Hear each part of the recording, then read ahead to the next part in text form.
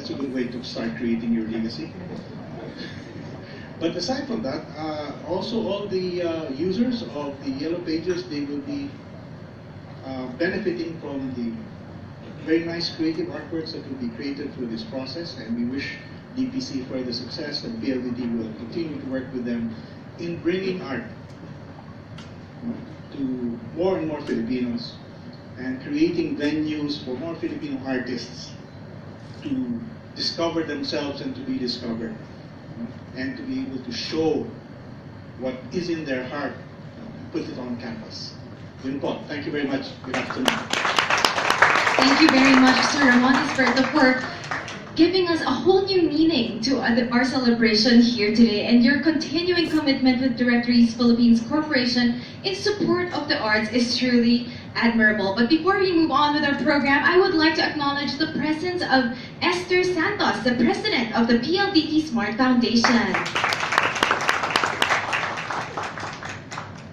Okay, so it is a well-known fact for everyone here that Filipinos are inherently creative. No matter what we do, the arts will always be there. So it is always quite encouraging to see that industry pioneers such as the DPC and PLDT use their platforms to showcase the talent of budding Filipino artists everywhere. So kudos to both organizations. Give yourselves a big round of applause for that. And each year, the VAC challenges fine arts students ages 18 to 24 from all over the country to interpret various themes through their art. And over the course of the 33 years that we witnessed, the topics have ranged from the Filipino family and the traditions to nationalism and the environment, from children's games to the changing marketplace. So doesn't just excite you guys to find out the theme for this year? So to introduce this year's competition theme, please join me in welcoming Miss Emily Abrera of the VAC Secretariat.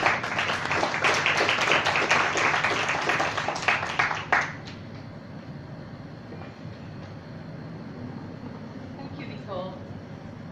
You know, every year, this is the activity that takes us, the Secretariat team, and the management of PLDT and Directors Philippines, Yellow Pages, the longest to decide on. The theme. We throw around quite a few of them, and so you can imagine, we've been through 32 so far. So marami ng etchepwede dyan, hindi na pwede ito, nagawa na natin ito, nagawa na natin ito. So after a long and very interesting discussion, the company chose the idea of legacy, as Mohan mentioned earlier. And upon first thought, it's unusual for late, well, 18 to 24 aged students to think of legacy, because most of the time we think of legacy as, something that's passed on by an outgoing generation. It's usually mostly old people who think of legacy. Ano ba? Ipapamana. Okay.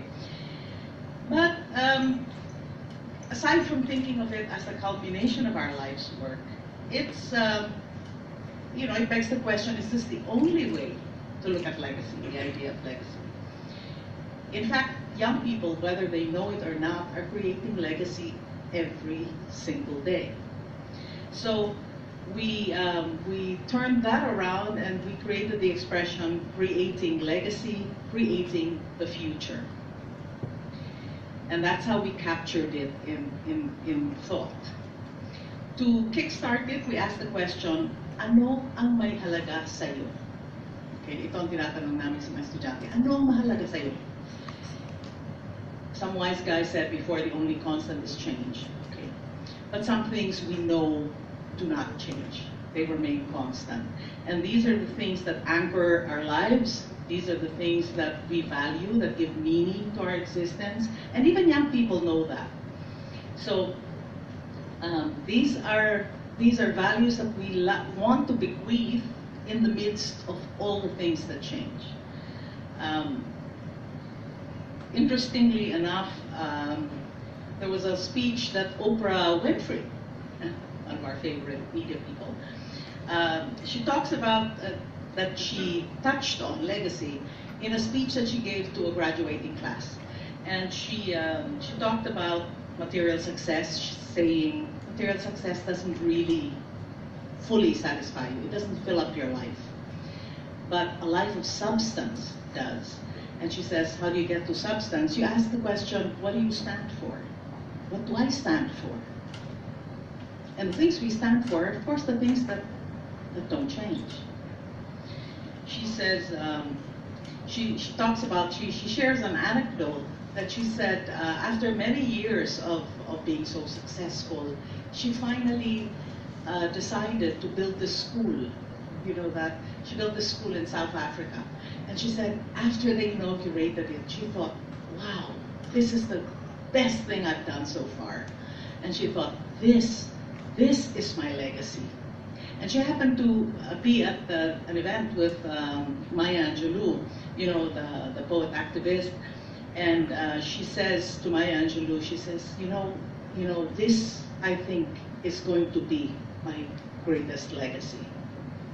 And she says, Maya Angelou turned and looked at her and said, you have no idea. Well, Oprah does it better. She said, Maya Angelou says, you have no idea what your legacy will be. In fact, your legacy is every life you have touched. And I thought that was one of the most beautiful ways of looking at legacy. It's something constant that we create with every interaction we make. One is never too young to think about legacy. We need to be more aware of the impact that our day-to-day decisions, because they reflect the values that we hold dear, will have on the future shape of our society and the sustainability of our planet. And this is the challenge we put to students. Sabi nga ni Mon 33, full knowledge before communication. Pag-isipan bago ikuhin. Ano nga ba sa ating lipunan at mundo ang pangarap mong panatilihin o baguhin para sa mga darating na salin-lahit? The answers will surely amaze us in this, our 33rd Visual Communications Competition. Thank you.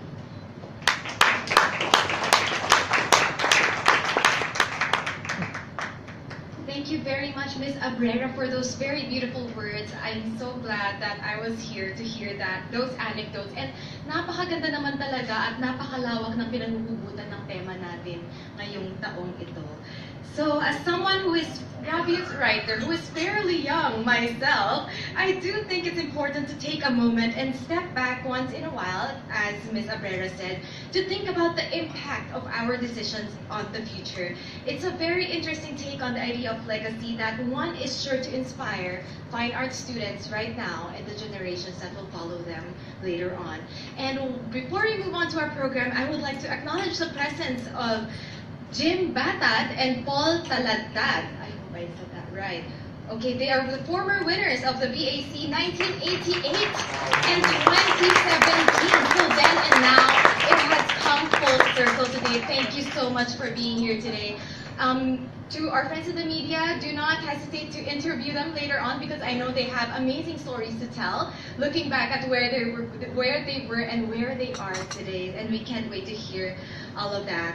So, speaking of fine arts students, how does one participate in the VAC? Well, who better to explain this, the competition mechanics, than the VAC project director himself, Mr. Ruben Tanco.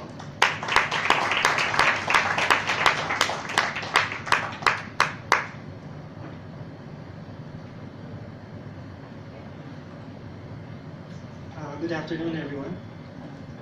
Well, just for everyone's information, Jim is the winner of the second VAC, and Paul there is winner of the 32nd, so they're 30 years apart.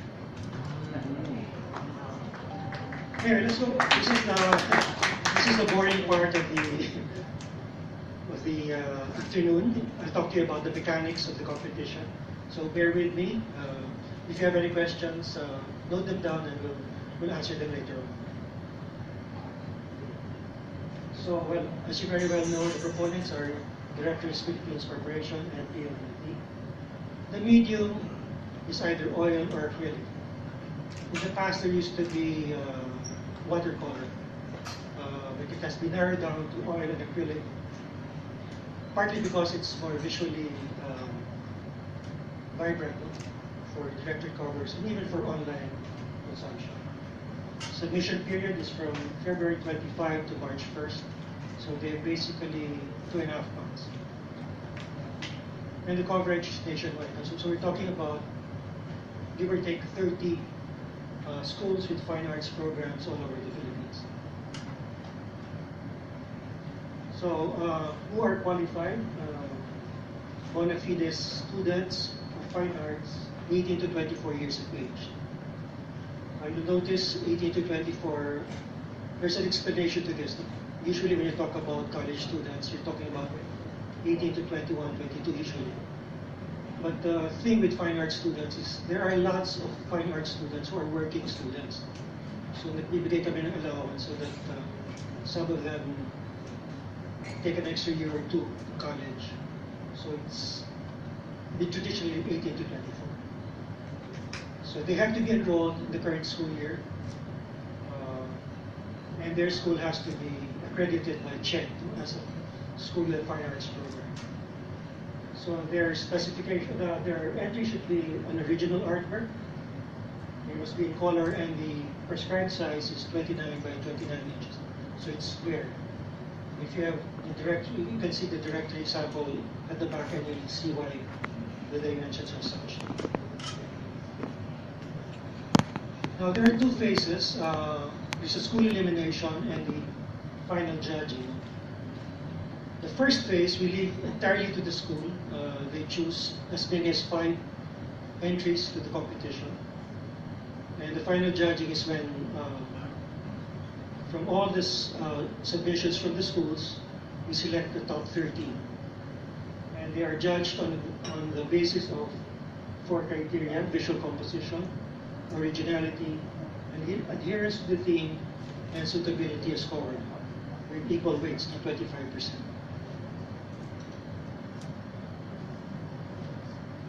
The top 30 will be posted on the website, visualarts.ph, and all of you can vote once a day, once per entry per day, once per finalist per day, during the whole voting period from March 8 to March 22. This, by the way, the People's Choice Award has nothing to do with the tally of votes, tally of points for the winners. In terms of major prizes, we start with a finalist. Each of the 30 finalists will receive 10,000 pesos each, and a certificate from the DAC. The People's Choice Award will receive 15,000 pesos and a special trophy or plaque. The third prize is 60,000 pesos, third prize trophy, and a 20,000 peso donation to the school plus a VAC plaque of commendation. Second prize is 75,000 plus the second prize trophy, and 30,000 pesos from PLDT and DPC for the fine arts program of the school, and a plaque of commendation. First prize is 100,000 pesos, the grand prize trophy, and the winner is featured in the Metro Manila directory's cover, both the white pages and the yellow pages. When I say white pages, that's a PLDT subscribers directory, and the yellow pages are the DPC directory. And then we have 40,000 pesos for the school of the winning entry, and plaque of commendation as well. Well, for any other questions on the mechanics, all the schools can always write by email visualarts@ph@gmail.com, or these other contact details. So I think the website is up, correct? Rach, is the website up? So you can check it, it's visualarts.ph. So that's it. I leave the questions for the open forum, so thank you very much. Thank you so much, Mr. Casco. So that means, I added it up in my head, that there's over 700,000 pesos that is up for grabs for this year's VAC, and I'm so glad that a portion of it will go to the fine arts department of their respective schools of the winners. So I'm sure some of you may have questions regarding the competition. So I would like to call back in front to be seated here in our talk show setup, Mr. Ramon Isberto, Ms. Emily Abrera, Mr. Ruben Tanco, as well as Mr. Abelardo Carlos Villacorta II, the Vice President for Marketing and Communications for DPC. There. So that will be our panel for today.